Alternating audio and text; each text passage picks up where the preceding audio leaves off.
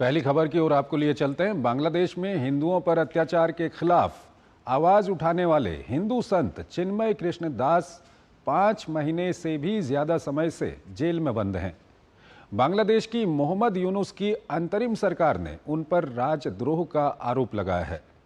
बुधवार को यानी कि आज हिंदू समुदाय को तब एक अच्छी खबर मिली जब बांग्लादेश की हाई कोर्ट ने उन्हें जमानत दे दी, लेकिन इस जमानत पर अभी भी असमंजस बना हुआ है। ये रिपोर्ट देखिए। बांग्लादेश में बराबरी और सुरक्षा की मांग के लिए जद्दोजहद कर रहे अल्पसंख्यक हिंदुओं के लिए बुधवार की दोपहर उम्मीद भरी खबर आई, लेकिन शाम होते होते एक अदालती आदेश ने इस उम्मीद पर पानी फेर दिया। 5 महीने की लंबी कानूनी लड़ाई के बाद बांग्लादेश की हाईकोर्ट ने इस्कॉन के पूर्व पुजारी चिन्मय कृष्ण दास को जमानत दे दी थी, लेकिन सुप्रीम कोर्ट ने इस पर रोक लगा दी। हाईकोर्ट के फैसले को सरकार ने सुप्रीम कोर्ट में चुनौती दी, जिस पर सुनवाई करते हुए उच्चतम न्यायालय ने चिन्मय दास को मिली राहत पर रोक लगा दी। अदालत ने हाईकोर्ट के फैसले की सर्टिफाइड सर्टिफिकेट जारी होने और नियमित अपील याचिका दायर होने तक जमानत पर रोक लगाई। हालांकि सुप्रीम कोर्ट ने यह फैसला चिन्मय के वकील की गैर मौजूदगी में सुनाया। सरकारी वकील ने बताया कि कोर्ट ने चिन्मय दास की जमानत पर रोक लगाते हुए सरकार की ओर से दायर याचिका पर सुनवाई के लिए रविवार की तारीख तय की है। इससे पहले 4 फरवरी को हाईकोर्ट ने सरकार से पूछा था कि चिन्मय को देशद्रोह के मामले में जमानत क्यों ना दी जाए, और उनकी जमानत याचिका खारिज कर दी थी। चिन्मय कृष्ण दास को पिछले साल नवंबर में ढाका हवाई अड्डे से गिरफ्तार किया गया था। उन पर एक रैली के दौरान बांग्लादेश के झंडे का अपमान करने का आरोप है, लेकिन इस आरोप को भारत और वैश्विक समुदाय ने न्यायिक उत्पीड़न बताया। गिरफ्तारी के बाद पूरे देश में हिंदू समुदाय में आक्रोश फैल गया और जगह जगह यूनुस प्रशासन के इस दमनकारी कदम के खिलाफ विरोध प्रदर्शन हुए। इसके बाद हिंदू अल्पसंख्यकों के खिलाफ हिंसा का नया दौर शुरू हुआ। दास की बेल को लेकर पहले कई याचिकाएं दायर की गईं, लेकिन उन्हें खारिज कर दिया गया। इस बीच दास की तबीयत बिगड़ने की भी खबरें सामने आई और यह आरोप भी लगा कि जेल में उन्हें उचित इलाज नहीं दिया गया। उनके वकील ने यह साबित करने की कोशिश की कि स्वामी के खिलाफ लगाए गए आरोप राजनीति से प्रेरित हैं। चिन्मय कृष्ण दास इस्कॉन के पूर्व पुजारी हैं। बांग्लादेश में शेख हसीना की सरकार जाने के बाद यहां हिंदू समुदाय के खिलाफ हिंसक घटनाएं शुरू हो गई थीं। इस दौरान उन्होंने हिंदू समुदाय पर हो रहे अत्याचार के खिलाफ आवाज उठाई थी और हिंसक घटनाओं की आलोचना की थी। उनके द्वारा पेश किए गए 8 सूत्रीय मांग पत्र को लेकर भी देश की राजनीति में हलचल देखने को मिली थी। और इस वक्त इससे जुड़ी हुई एक बड़ी खबर हमारे पास आ रही है। जैसा कि हमने बताया कि सुप्रीम कोर्ट ने स्टे कर दिया था हाई कोर्ट के फैसले को, लेकिन अभी जानकारी आ रही है कि वहां पर एक नाटकीय मोड़ आया है। जज के चैम्बर में क्या कुछ हुआ, इससे जुड़ी हुई एक खबर हमारे पास आ रही है।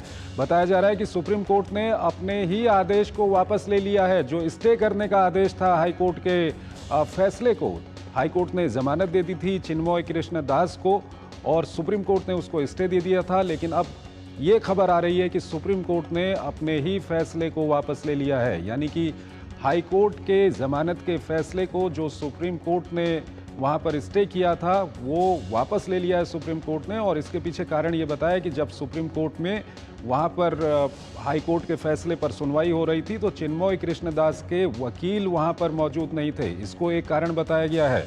रविवार को सुप्रीम कोर्ट में अब इस मामले पर सुनवाई होगी, लेकिन अब तक ये साफ नहीं है कि क्या रविवार तक चिन्मय कृष्ण दास को रिहा किया जाएगा या नहीं किया जाएगा। इस बारे में कोई जानकारी अभी तक नहीं है।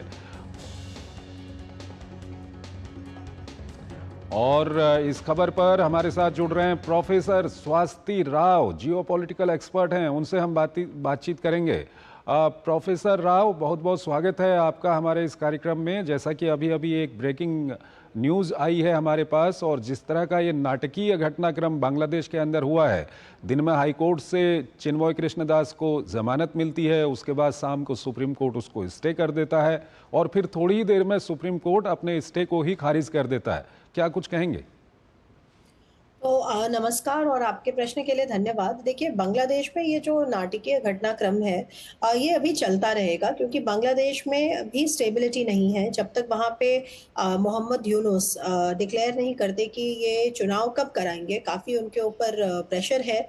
आर्मी चीफ ने भी उन्होंने कहा है कि आप चुनाव जल्दी कराइए, वहाँ पे जो स्टूडेंट्स हैं, उनकी पार्टी ने भी बोला है, लेकिन मोहम्मद यूनुस उसमें टालम-टोल कर रहे हैं। और साथ ही वो बहुत सारे ऐसे छोटे-छोटे चीज़ें कर रहे हैं जिसके थ्रू वो छोटे-छोटे अपीसमेंट कर सकें। तो मेरी नज़र में जो चिन्मय कृष्ण दास को लेकर पूरी कंट्रोवर्सी है, ये बांग्लादेश के मौजूदा हालात को कहीं न कहीं दर्शाती है क्योंकि आपने बताया अपनी रिपोर्ट में कि उनके ऊपर आरोप सेडिशन का लगा और आरोप ये लगा कि उन्होंने जो ऑरेंज जो ध्वज था, वो उसको बांग्लादेशी ध्वज के ऊपर रख दिया था और इसी बिना पर उनको गिरफ्तार कर लिया गया था एयरपोर्ट से, जैसा कि आपने बताया।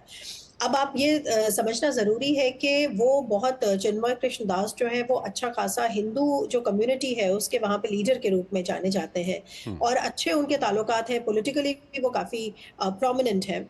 और अगर आप उनकी पूरी बैकग्राउंड को उठा के देखेंगे तो आप देखेंगे कि वो हमेशा से बहुत असर्टिव रहे हैं। तो कहीं न कहीं उनके गिरफ्तारी के बाद भारत ने भी इसके ऊपर सवाल उठाया था और ये भी कहा था कि ये जो है वो एक क्रैकडाउन है माइनॉरिटीज़ पर। और अकेले जो चिन्मय कृष्ण दास है वो बहुत पॉपुलर है वहाँ की हिंदू माइनॉरिटी में क्योंकि वो एक 8 पॉइंट डिमांड के बारे में चर्चा कर चुके हैं जिसमें बहुत सारे छोटे-छोटे डिमांड्स हैं कैसे माइनॉरिटी राइट्स को प्रोटेक्ट करने के लिए, स्पेशली जब से वहाँ पे इस्लामिस्ट जो आइडियोलॉजी है उसने ज़ोर पकड़ा है। हम्म। तो अगर आप मोहम्मद यूनुस सरकार का, अगर अभी सरकार तो खैर वो है नहीं, लेकिन जो केयर टेकर गवर्नमेंट है, अगर आप उनका रुख देखते हैं इस सारे मसले पे, तो वो ये रहता है कि जो हिंदू माइनॉरिटीज़ हैं उन पे उस तरह का अत्याचार नहीं है जिस तरह के का की दुनिया बताती है, जिस तरह से भारत बताता है। लेकिन अगर आप आंकड़ों को देखेंगे, तो आप देखेंगे कि जो इनमें अटैक्स हैं वो सैकड़ों की संख्या पर है माइनॉरिटीज़ में। तो ऐसे में चिन्मय कृष्ण दास जो है वो एक इम्पोर्टेंट आवाज़ है और अभी जो फ़ौरन हुआ है कि जो उनको पहले ज़मानत दी गई, ज़मानत पे स्टे लगाया गया, अब उसके बाद कुछ दिन बाद दोबारा हियरिंग होगी। तो मेरे ख़्याल से ये कहीं न कहीं दिखाता है कि प्रेशर है यूनुस के ऊपर भी कि वो इस चीज़ को बहुत आसानी से दबा नहीं सकते क्योंकि अल्टीमेटली इसके भारत की भी नज़र है, कहीं पे वैसे भी जो आर्मी है वो उनका बहुत साथ नहीं दे रही है, जो वहाँ के जो स्टूडेंट्स हैं वो भी उनका साथ नहीं दे रहे हैं और अच्छी खासी संख्या है वहाँ पर हिंदू माइनॉरिटीज़ की, तकरीबन 8% है टोटल पॉपुलेशन का।